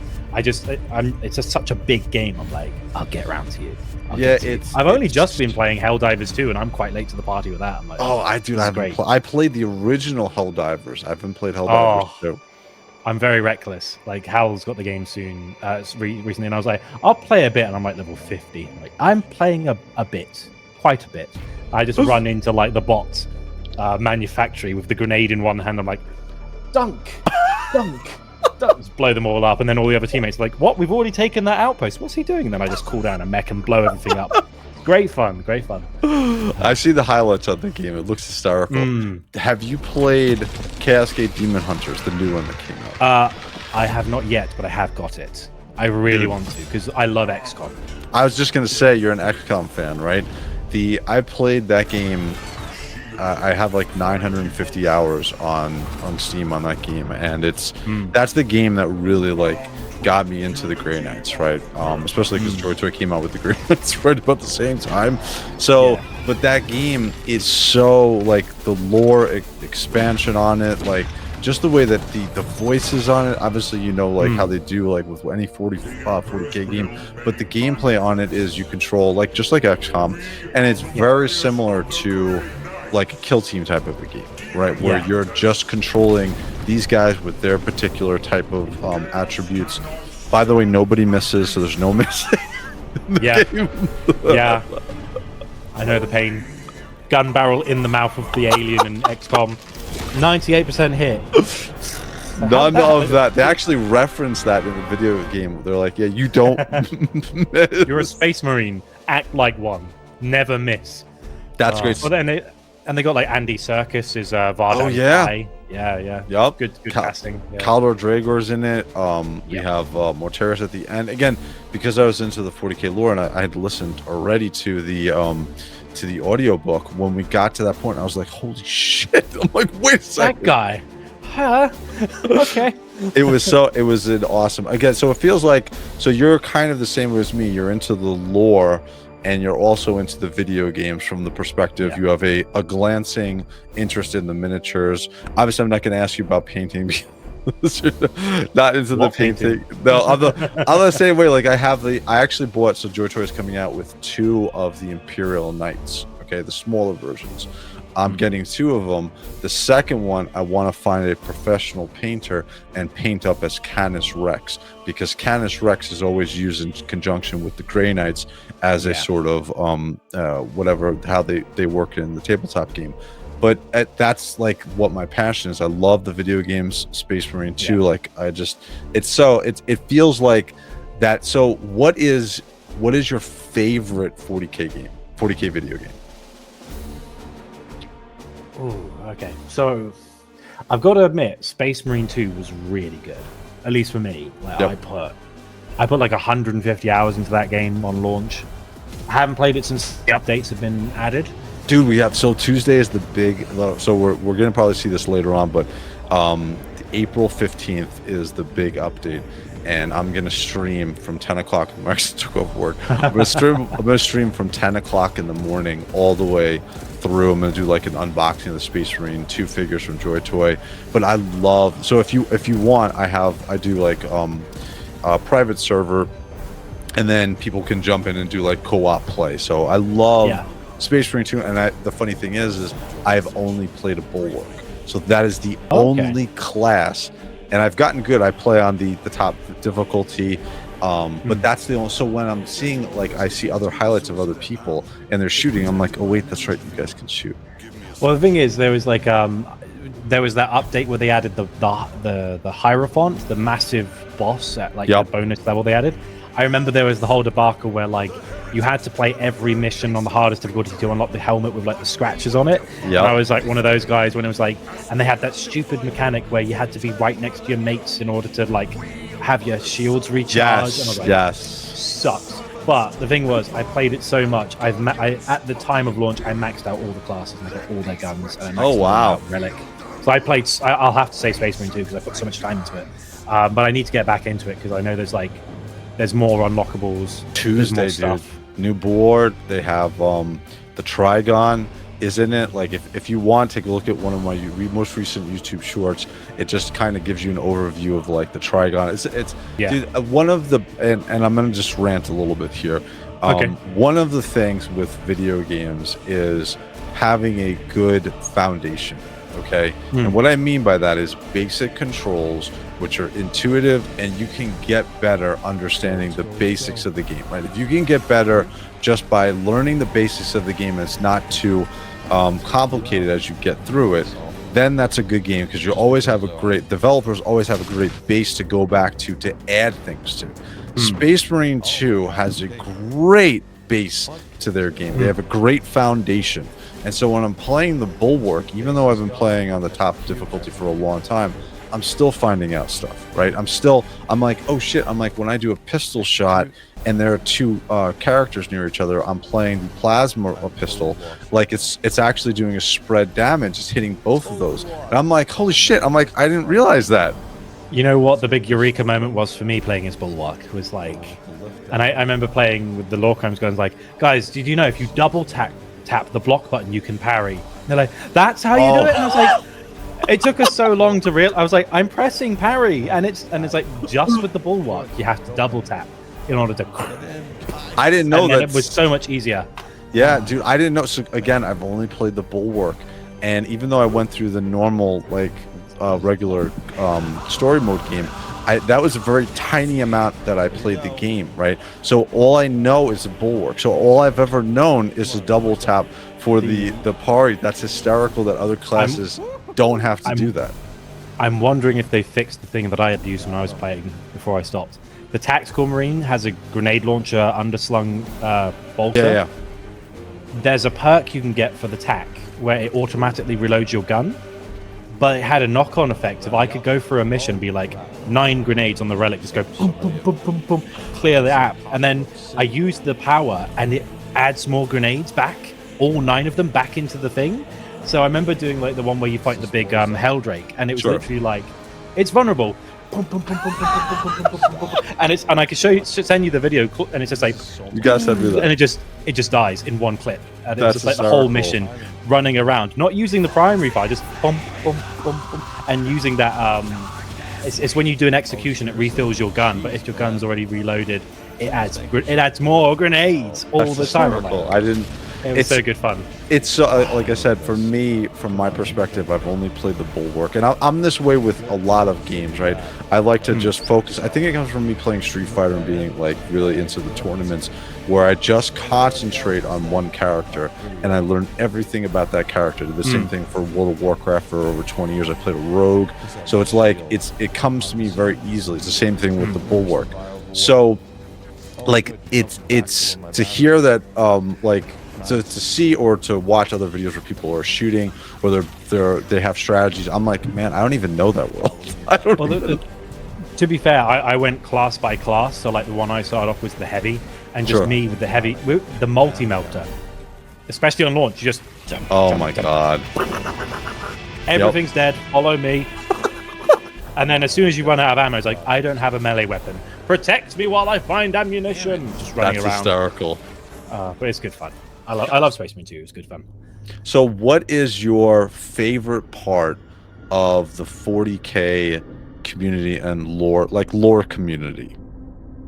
I think the thing I really like is collaborating with other lore guys, because like I've been asked to go on certain videos, and I've asked people like, there was a video that Warrior Tier did where he was doing a big video on Angron, and he was like, "Hey, Joe," and I met him at Warhammer Fest a few years ago. Sure. Very tall, and he was like, "Do you want to do first chapter Master Greer?" And I said, "Yeah," and like I was on his video for it's like a 1984, I think it is, art style video where it's about Huron Blackheart before he defects, and I was like a side character. I've been on like my friend Hal's channel, I've been on my friend Colin's channel. Like just working on other people's stuff is really good fun because you can just like make cool stuff. And I'm driven just like even the Jugs podcast where it's Rogue Hobbies, Honest Wargamer, and Peachy Tips.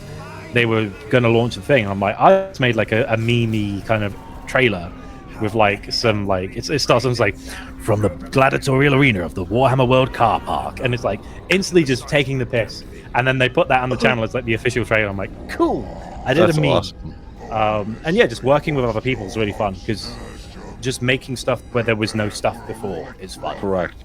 I feel like, correct me if I'm wrong, I feel like the Warhammer community right at this point is all people who grew up with Warhammer, right? They have it inbred in them. Not inbred, but like it's part of like it comes easy to them. It's not something like where I'm still learning about it and I'm getting it. And you guys are the ones who are shaping what's happening from a lore community perspective. Yeah. So everybody. Because I don't think everyone they've had it the whole, like, even me, there was a large gap where I didn't have any Warhammer in my life, and when I started, I didn't have any codexes or books or anything. But I have said several times with like the guys, because we chat and we work together, I think I basically turned from COVID, because I'm technically a year after COVID, but the other guys on Law Crime started COVID. But from like COVID to about now, I dubbed like the Warhammer Renaissance, where it's like all these lore channels, and there was already lore channels before, but then they set the bar, and then there's been so many creators who've now raised it up and made the like not just the quality with like the editing and the soundtracks and the voiceovers, but like the art. Like, I think it's just we've brought it up, and now there's like a groundswell of people getting into the hobby thanks to the game, thanks to the secret level animation, the rumors that Henry's going to be doing his Amazon show, which has been greenlit, which is good. So we're at a stage where it's like this unearthed gemstone. It's like, where did this come from? So smoothing off the dirt and going, and then you're just like chipping away and making. It's not even like that you're picking up. You're like you pull it and then you're like, holy crap! It's like an iceberg. Like there's so much. Just like shovels trying to unearth. Did you see so Henry Cavill, like I guess posted something on on his social media, and he's got like a bit of long hair. So I don't know if that has to do with what he's doing with the Amazon show or the movie that he's doing. Any guesses for what he's gonna do? I've heard rumors that it's going to be Eisenhorn, because Eisenhorn's like as far as lore goes, Eisenhorn is one of the easiest ones to get into because it's only a few books, like 3 books, and it's about an interesting character who's quite long-lived, who's in an interesting organization that has lots of different factions involved. Like there's a Space Marine, here's an RBTs, here's a blah blah blah blah, and I feel like you can do a Space Marine story, but then you're going to have these emotionally stunted monk soldiers as your POV, which is a hard sell. Whereas an Inquisitor is like a normal as you can be. As a person, there's a few shenanigans with like, they've got warp powers, or they're in charge of this fleet of ships, but like they're not a hulking Goliath who's sterile and it's special effects every second for something. Like, can you imagine the cost of that? I think we'll eventually get to something like that where it's a movie. But I think that you're on the right track. I think Eisenhorn is something that fits for what Henry, because he's done movies before where he's been like an officer and stuff like that, so it fits his mold of I feel like that would be easy for him to do. I feel like that would be something. I can't remember her name, but like his wife is also like the head of the production company. Oh wow! So like they're like power coupling it, so that's cool. That's awesome. But yeah, and like I've dabbled in a bit of screenwriting, and like the difficult thing is you can come up with whatever you like, Sure. But if it's like really, really like, and then there's a space battle with 1,000 ships, like, okay, that's $1 million for a minute's worth of footage. So like, I wouldn't be surprised if we see like Hive City stuff with like immortal characters. That's what I'm saying. More grounded stories would be fun. Rogue Trader stuff maybe, because like everyone's like, do the Horus Heresy. And like, I understand that the Horus Heresy, especially with that trailer with Horus from the expansion, that would be awesome, but it'd be extremely expensive. Even if Blur Studio is doing all the animations, like they're great, but it's going to cost you like $100 million. And you'll get like 10 episodes. So that's what I'm saying. Like, I feel like this Amazon series is going to be more grounded towards not normal humans, but like Eisenhorn and stuff like that. I think with Secret Level, with the success of that, I think they understand that for Space Marines and stuff that are that are not human and are going to take a lot of special effects to get that realism or the feel for it. I think those are better suited towards Secret Level and the upcoming Astartes 2. I think for live action, I think you're right. I think Eisenhorn and more grounded, not grounded, but more realistic things that don't take billions and millions of pounds and dollars to make for animation or special effects would be more along the lines of that. So you could quite easily do a Katakan Jungle Fighters series. That's what I'm saying. We just like location shoot in like a jungle, and we give them a bandana, and we're sorted. Make the guns, make the gun props. They're barely wearing a vest. That's the costume. Sorted. And then you just put in a few, like, you could literally make a Predator ripoff with a Tyranid Lictor hunting down a bunch of Katakan fighters. That'd be a fun episode or something. Like, that would be awesome. You could make you could make a movie about that. Or you could do an episode and it's just like, this is how depressing the administratum is. It's just like take the Office and invert it and just make it not lighthearted and just like depressing, and everyone's like soul crushing hours and like reams of like parchment scribbling away. Keep your head down. It'll be bleak, but it'd be like it's an option. It's right there. And everybody says this, the closest thing to 40K that's ever been done until now, as far as like the live action, was like Event Horizon. For that, for what it's like going into the warp and so on, like that movie, like that. So you could play into those scenarios where you literally just have like a lost ship, and it came back out of the warp. Or here's an idea I just thought up: have a show about someone who's grown up in a gene stealer cult. Oh God, they don't know. And they have a moment where their connection is broken with the hive mind. And then they're like, I'm loyal to the Emperor, and they have to try and warn the Imperium that there's this cult going on. And you only need like Star Trek, like the ridges on the forehead. That's what I'm saying. Like it doesn't. Yeah. And you could have a thriller where it's this person pretending to still be part of the cult and you could have like, I'm just seeing the scene of like, and it's like, oh, what's the trouble? And they take off their like hats, and then you see the ridge, and then it's like, oh no, they're in on it, and it's like have a whole series like a crime thriller / horror elements where they're just trying to escape the hive. They kind of did that with Hammer and Bolter, but like have a character that actually doesn't want to be part of the cult and wants to be redeemed. That'd be fun. I think that, and again, it goes back to like how deep and thick Warhammer 40K is. There's so many different avenues for sci-fi that you can go down, to so many different types of stories and different type of like feelings for what your show is going to be about. It's an endless. I feel like with Warhammer 40K, comparing it to like the Star Wars universe, 40K is just like endless. Like you can do so many things. Like there's video games out that people don't even know that are related to, like Necromunda. That's a 40K game. Hired gun. Yeah. Oh, okay. Even like there was that old Space Hulk Tactics game where you played a bunch of Blood Angels Terminators against the Gene Stealers. And like you could have like some really cool environments and stuff with like inside a Space Hulk. It's an interesting process. Like it's like that thing with I remember Red Letter Media whenever they've covered like a new Star Wars film, they're like, the Star Wars is boring because like most of the time the writers just go, well, we need a lightsaber and we need a Jedi again. Whereas when you get something like Andor, it's like, oh, this is really interesting because it's not about Jedis and lightsabers. And Warhammer has that same pitfall with Bolters and Space Marines. Yeah, Space Marine and Bolter, Space Marine.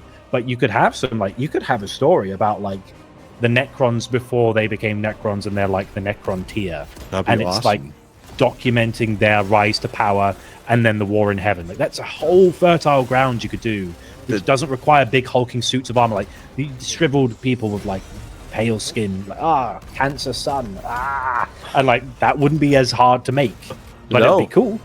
And then you end with them being encased in the armor, having a shot of the big furnaces which they're marching into, and seeing that in a few minutes of CGI budget for them marching out with the Gauss rifles. Perfect. Exactly. But we'll see what they do. Yeah, it's interesting. I think we're in a very interesting time with Warhammer. There's so many things that are going on. There's so many things to look forward to.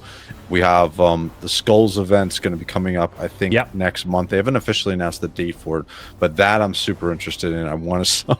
I'm hoping we get something for Chaos Gate Demon Hunters, either a number 2 or we get an official expansion. I'll even take some more DLC. Like I want to see more Chaos Gate Demon Hunter stuff. They've announced Space Marine 3 we're gonna have next year. We have Horde mode, which is not this patch for Space Marine 2. It's gonna be the next patch that's coming out, so that's gonna be awesome. Again, it's gonna be fun to see because we have so much excitement for the current content that's there, that the Skulls event I think is going to expand upon stuff that we didn't even know that they're thinking of doing. Because I know Games Workshop is definitely moving forward. They're careful with their IP, which is awesome, but they're also moving forward to try to expand upon the success that they've had in the last year. So we'll see what. I know last year they had like Mechanicum 2, which is cool. Maybe we'll get some more bolt gun stuff, or oh god, I love bolt gun. That was awesome. I remember a while ago saying that like I wish we'd see more mod stuff, modded games, because like, could you imagine a game of Papers, Please, but it's like an Imperial Hive world, and it's like measure their skull, stamp, and like just doing like having people coming into like an Imperial fortress and being like, is there some heresy afoot? Like, that would be kind of fun. I don't know. Maybe we'll get like Total Warhammer 40k. That would be cool. God, dude, that would be amazing. But we'll see. I know the Total Warhammer Star Wars is in the works, so it's like, okay, they can have the first go. Then we'll get Warhammer, please. But we'll see. We'll see. There's so many ideas and so many things that can come out of this upcoming Skulls event. It'll be interesting to see. I even still like Battle Sector, right? They came out with the that's the closest, and people have said this to me, that's the closest video game to the tabletop experience that you're going to get outside of playing like Tabletop Simulator. If you want a video game experience, controlling units and so on, that's like the tabletop, that's the closest. I haven't played it recently. I think the last time was when they came out with the Astronautarum add-on, but it's a really fun game to play. I still need to play Blood, Teeth, and Shooters. I bought that too.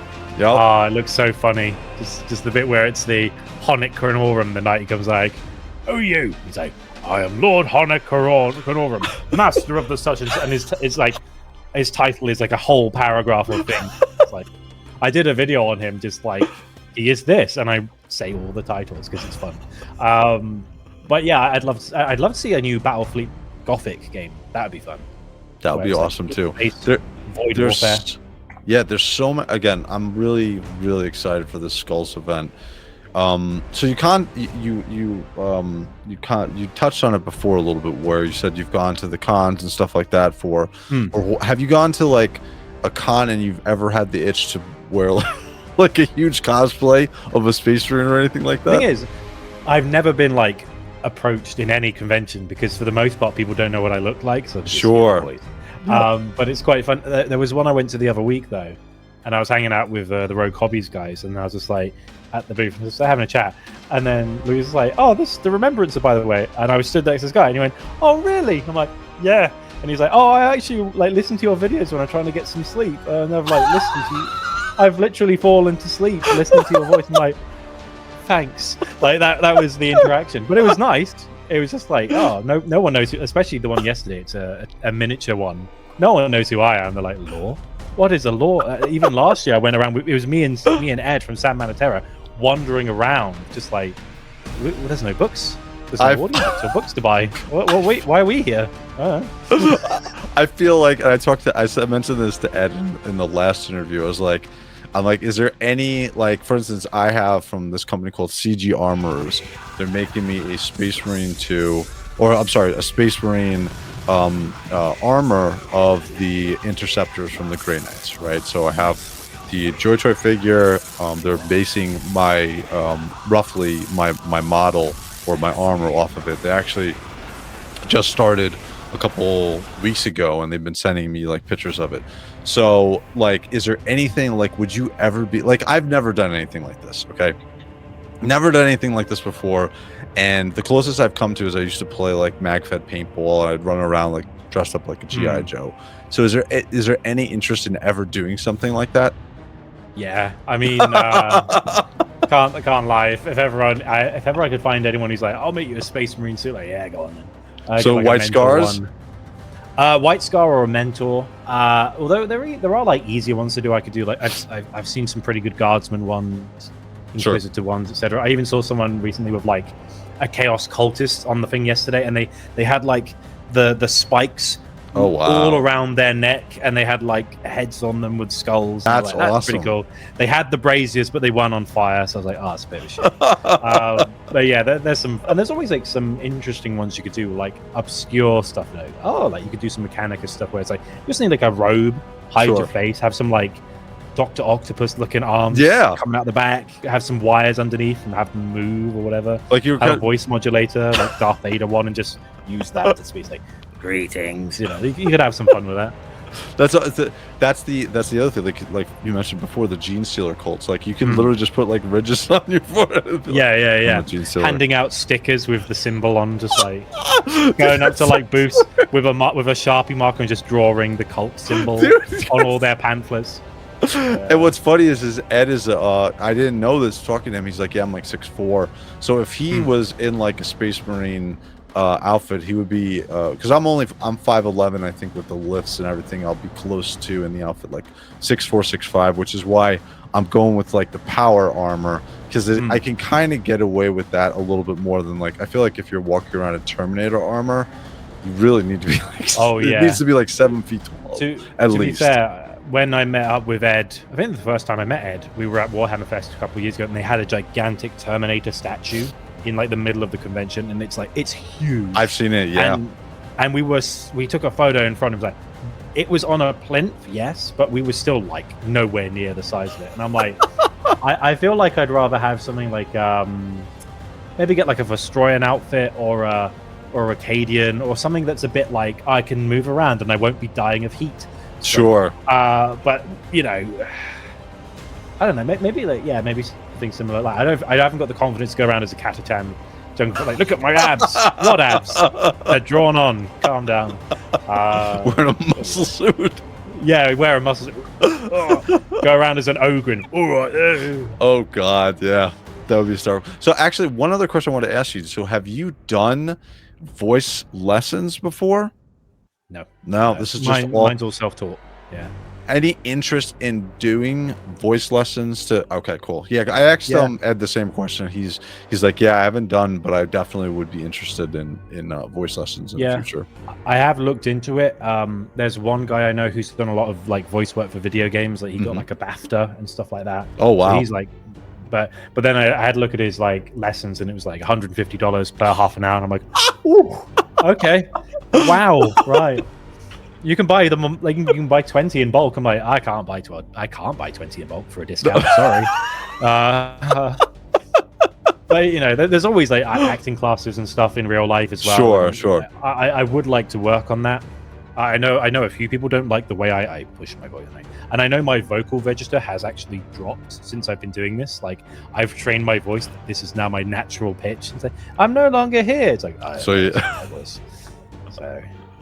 I took in New York City when I took some acting lessons years and years ago at this place called HP Studio.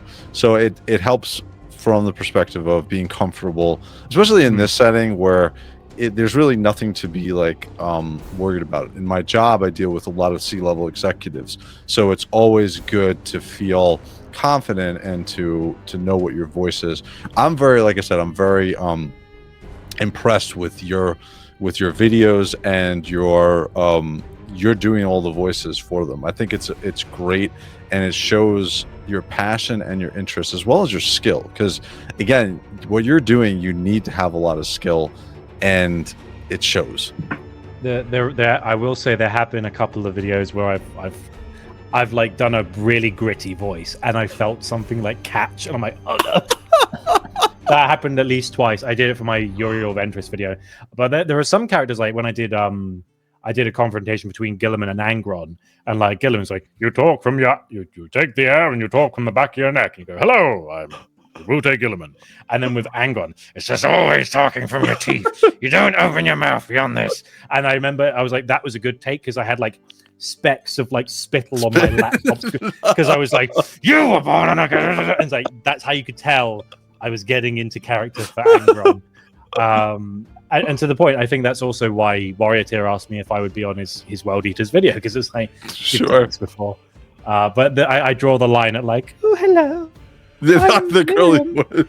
I'm Miriam Slaughter. You know what actually would be something really interesting for you to do, which I bought them and I'm thinking of doing it, but I think you would be awesome, was they have the comics of Warhammer 40k, and you see the Marvel comics are really big, where people do like the voice and then the panels of the comic books.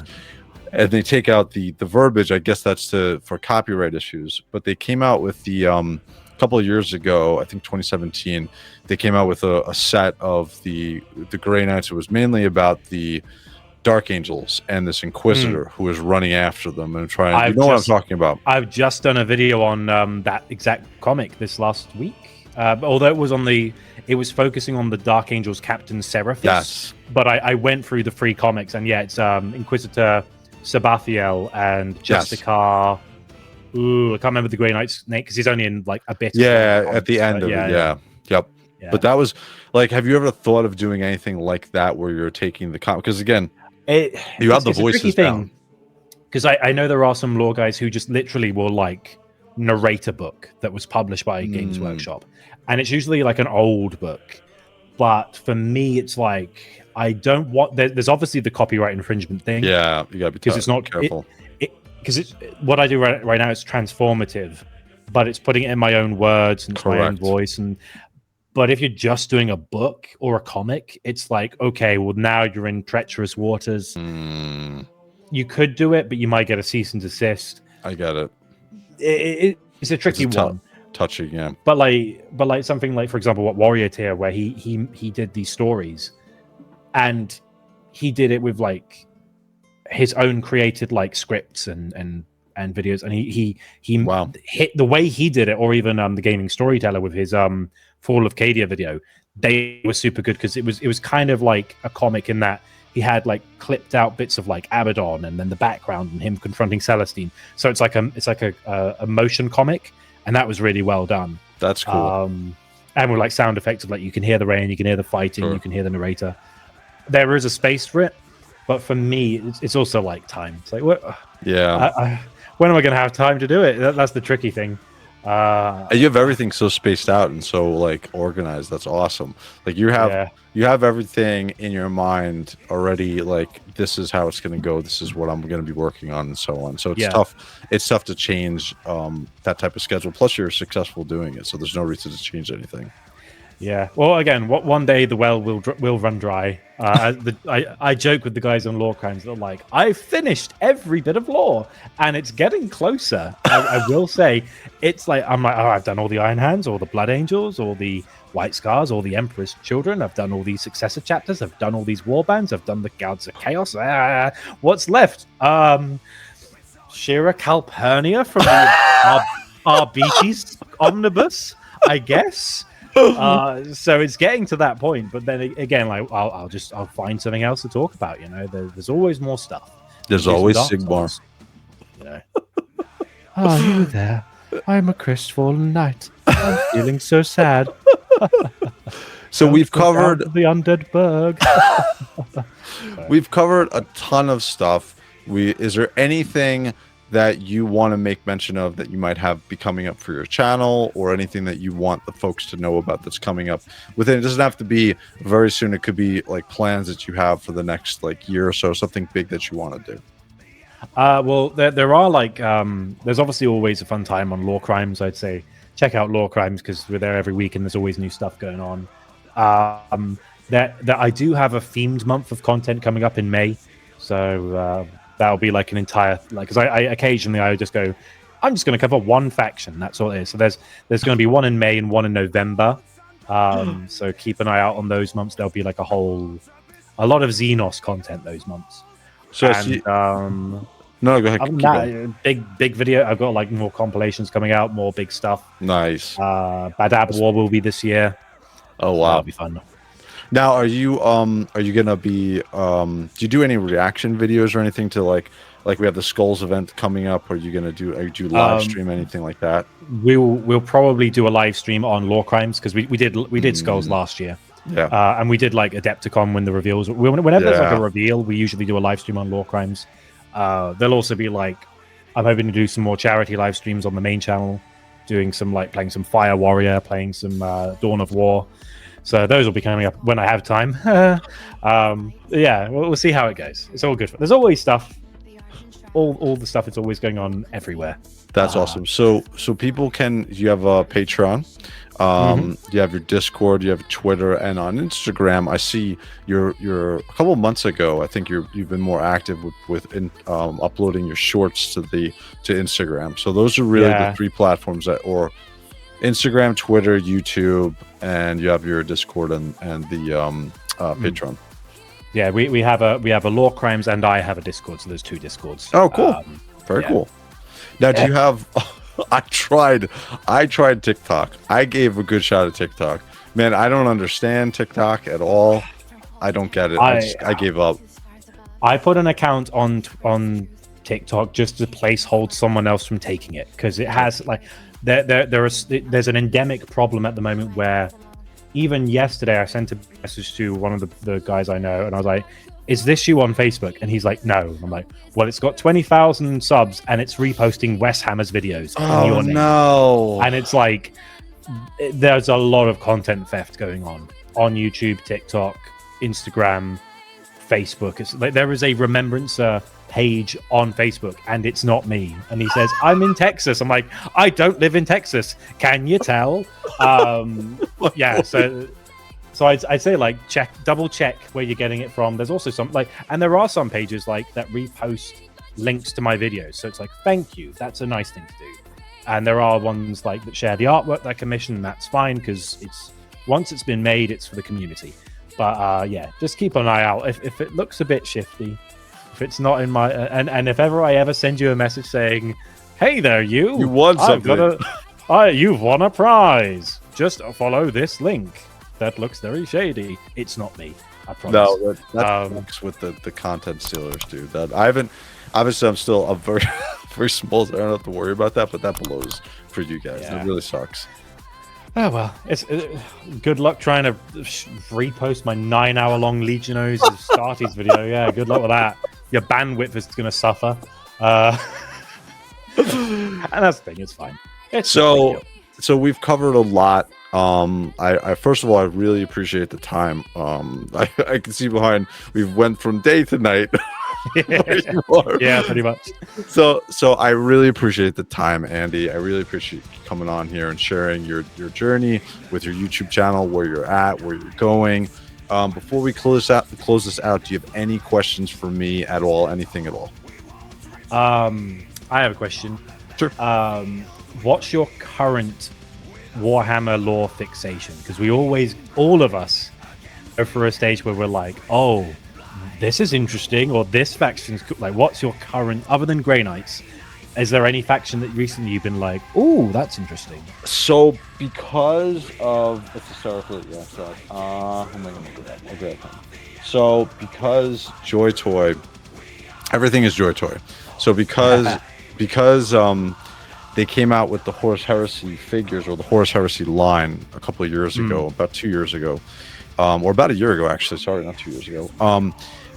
I was waiting for the factions or the chapters that I follow to be put out, right? So, for instance, I'm into the Blood Angels, Grey Knights, Raven Guard. They haven't put out Raven Guard. They've done a ton of Blood Angels.